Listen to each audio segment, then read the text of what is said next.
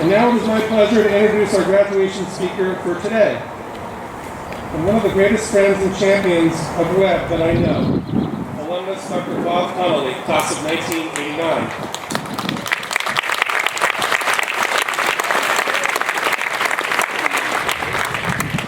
Bob Connolly first came to the Webb campus in 1982, the young son of two Webb math teachers. Not long afterward, he became an engaged student, followed by his sisters, Sara, class of 90, and Veronica, class of 93. While at Webb, Bob thrived both in the classroom and out, and I know this because I taught him my very first year. As one of his classmates recently told me, Bob has always had such a positive glow, an incredible laugh. He always just makes you feel good. He especially shined on the soccer pitch. He was a two-time league MVP and first-team All-CIF for 2 years. After Bob graduated from Webb, he attended Pittsburgh College and then went on to receive both an MA in theology from the Claremont School of Theology and a doctorate in psychology from Alliant International University. Today, he is a licensed clinical psychologist and executive director of Connolly Counseling and Assessment with offices in Claremont, Pasadena, Los Angeles, and Orange County. Bob is a generous alumnus and host to students and young alumni who want to learn more about the counseling profession through our Unbounded Days and Webb at Work programs. He's even hired Webb alumni into his practice. To serve others is Bob Connolly's profession and also his personal passion. And beyond all that I've already shared, Bob has done a great deal more. Everything from helping Ray out during his last years on campus, and I remember watching you walk Ray all around campus and care for him so beautifully, to serving on the Alumni Council since 2015, to establishing an endowed scholarship fund with his wife Nancy Tung in memory of his father, to most recently taking leadership of the Centennial Archives Project. In this role, capturing, organizing, and preserving Webb's history, it is this role that Bob Connolly's leadership and service will make its mark in Webb's next 100 years. It is my great pleasure to welcome to the podium our speaker today, Dr. Bob Connolly.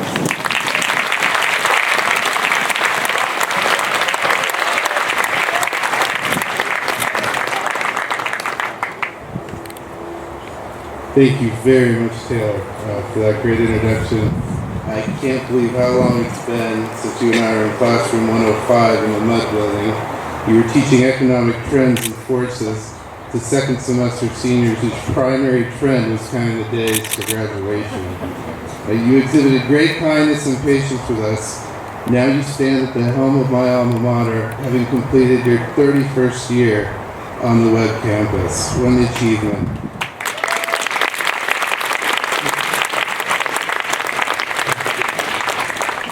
Ray Alf was on this campus for 70 years.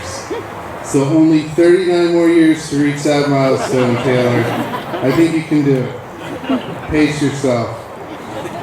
So Mr. Taylor Stockdale, members of the Board of Trustees, distinguished faculty, amazing parents and friends, and to the even more distinguished members of the class of 219, I'm honored to speak at the 97th Commencement exercises of the Webb School. Today's particularly special for me, as Drew Hirsch is among our graduates.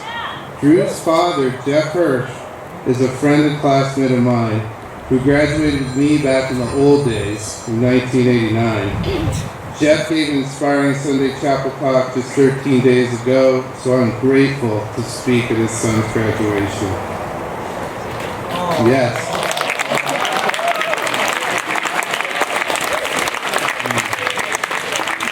In class of 219, I would like to share a few of the great things that I've heard about you and your accomplishments.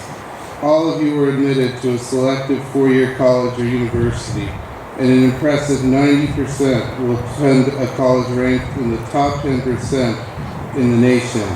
Your athletic accomplishments include the first ever volleyball league championship in the school's history, and your musical theatrical performances were outstanding.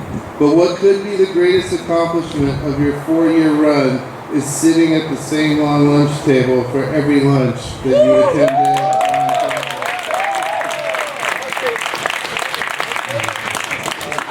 Perhaps the lunch table experience exemplifies the class of 2019, which was described as a class with great camaraderie. Some have used terms like welcoming, empathetic, and kind, and yes, goofy and fun. You have withstood difficult times and you've come together to support each other. Some have even used the term legendary to describe you. They beat us to the punch, but can we please give 219 a round of applause for that?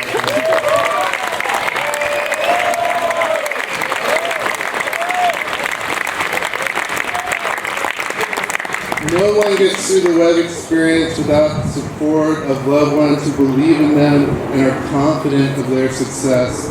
Some of your families and friends have traveled great distances and survived Southern California traffic just to be here on your special day. To all who made an effort to be in attendance today, we salute your continual support and encouragement. None of us would be here today without you. So please give yourselves a round of applause.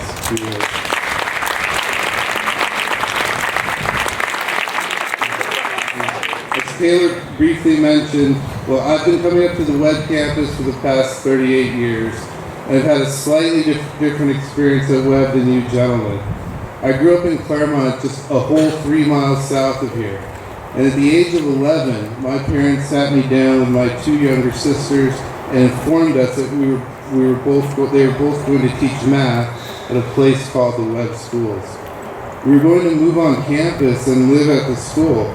High school was a couple of years away from me, but it was made clear to each of us that we would eventually all attend Webb, a place I didn't even know existed until that day. As a concerned 11-year-old, I looked up at these great figures in my life, my parents, who were clearly excited about making this move. And I realized it was my obligation and duty as their 11-year-old son to inform them right then and there that they were making the biggest mistake of their lives. And they were ruining my life forever. My life was great back then. I was attending a public school which was not the least bit challenging to me. I played sports in the afternoon and I hung out with my friends on the weekends. Things were good. Who would ever want to live at a school? That made no sense to me. The next evening at the dinner table, I respectfully informed my parents that I understood their decision and that they would be leaving our house with my 2 younger sisters. I wished them well on their future endeavors and poor decision making and let them know I wasn't going anywhere. My parents said they understood and respected my decision, and if they had time, they would visit me on the weekends. So nice of them. My parents then proceeded to initiate the biggest propaganda campaign in my life. They talked about Webb at every dinner for the next several weeks. There were sports fields, a gym, Olympic-sized swimming pool. There were other kids who lived there who couldn't wait to meet us. We would eat in a fancy dining hall where they would serve pancakes and French toast for breakfast, and we could eat as much as we wanted. My parents were relentless, to the point of convincing us that every day at Webb was like going to an academic Disneyland. They won me over despite my initial protests. I was no match for them. When the day arrived, we couldn't wait to get up here. In the summer of '83, we made the move, and you know, for those first few summer months, it was really as great as they said it would be. The pool made the Claremont 90-degree heat bearable. I spent hours in the gym and hung out with other faculty members and their kids. We quickly became immersed in the Webb community and left our previous home life far behind. All of that came crashing down when these strange, loud, disruptive creatures arrived on campus, took up residence in campus buildings, ate feverishly in the dining hall, and competed with us for gym and pool time. I was horrified to learn that these were actually a rare species of teenager, often referred to as Webbies. I couldn't believe it. They were everywhere. They ate at our table. They went off campus with us.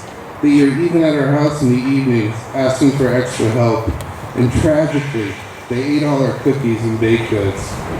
They infiltrated every aspect of our lives. It became very clear to me that my parents were no longer my parents. I had to share them with 400 older kids. And that was challenging and at times overwhelming. But there was a huge trade-off to that disruption. As a faculty kid, I became close with other faculty families. I became friends with many of the faculty members who were colleagues of my parents. Many of those relationships continued during my Webb years and beyond. I love and respect these men and women. They were intelligent, compassionate, thoughtful, motivated, inspiring human beings. Some of them were quirky, some were funny, some were more reserved, and others a bit more bizarre. But they all had one thing in common. They loved Webb. They really did. And like my parents, they gave so much of themselves in their professional careers to their students because they cared so much about them. They not only took the time to educate them as students, but they also spent time getting to know them as individuals. This is a unique and rare experience in high school education. Throughout Webb's history, the Webb faculty have been inspiring and motivating students for almost a century. Thompson Webb, our founder, was really the original faculty member.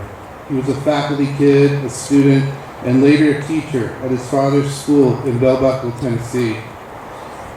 He knew that in order to inspire students, you needed inspiring teachers, not just people with impressive degrees. You needed to find teachers as crazy as my parents, educators who were all in for their students. You need teachers who lived out their vocation and cared deeply about teaching. I am happy to tell you that Thompson Webb's vision of educators remains alive and well today. Class of 2019, you have been mentored and inspired by educators who are all in. They are creative, talented, and caring. You are the recipients and benefactors of their efforts. They took time to get to know you, not just as students, but rather as young adults trying to make sense of your life and the world around you. The Webb faculty have prepared you for departing this campus and pursuing your future endeavors, and yet we know the world can be challenging and harsh. You may have some fears and anxieties about whether or not you'll be okay. Will you make it in this world? I've had the privilege over the last several months to work in the Webb School's archives in anticipation of the 100th anniversary of the school. Historical documents in our possession reveal that young men graduating all the way back in the 20s and 30s had the same fears. True, it was a much different world back then, but they too were concerned about doing well in the future. They were asking themselves those haunting what ifs. What if I'm not good enough or smart enough to be successful? What if I can't succeed outside a small, nurturing high school community? What if I don't have what it takes to make something of myself? What if I don't have the courage to pursue what I want to accomplish? What if I'm not happy? Those are very normal thoughts for a young person going off to college. There are people in the audience a lot older than you, class of 2019, who are familiar with what it means to be young, hopeful, and also fearful of the future. We all go through that. If it were up to me, or your family, or the faculty at Webb, we would make certain that all of you found your passions and pursued them.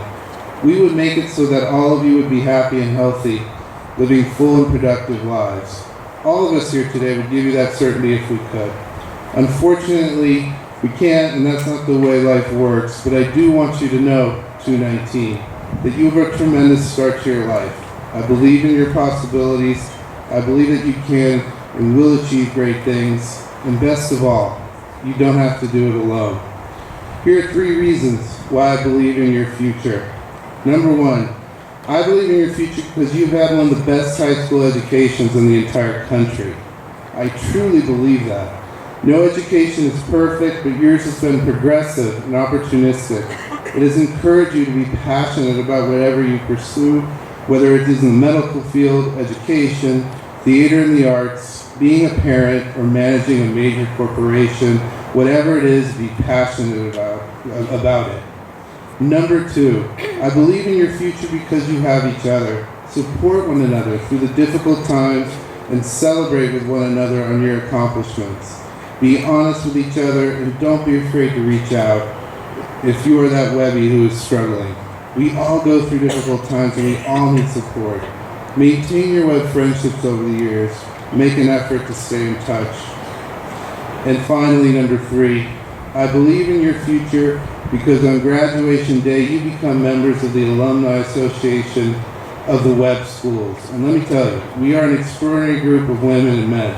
I would encourage you to get to know us because we want to get to know you. As alumni, we think boldly, mindfully, and creatively. We make strides to act with honor and moral courage. We lead with distinction, and we do our best to serve with a generous spirit. And we learned all that right here on this campus, and none of us are anywhere close to perfecting those things. It's striving towards those ideals that generates the success that Webb alumni achieve. We are the benefactors of our education, and for the past 97 years, Webb alumni have understood that high achievement and great success are more fulfilling when we give back to our respective communities as well as our alma mater. We serve with a generous spirit. Class of 219, your older alumni colleagues will offer you encouragement if you seek it, advice if you can use it, and opportunities if you want them. Many of us have hired Webb graduates, provided internships, and mentored our younger alumni because we know Webb alumni are talented and motivated individuals, and we want them to reach their goals. In 219, that very much includes you. Members of the class of 219, the most important thing to do when you enroll at Webb is doing what you're doing right now, and that is to graduate. Thank you for the honor of being your graduation speaker. Enjoy the moment. Take it all in. Feel the joy of a job well done. Feel the sadness of a journey that has come to an end. Know the excitement of what lies ahead. And remember, as Webb alumni, you will always be a part of this Webb Schools community. Good luck to all of you. Don't be a stranger, and always, always be legendary.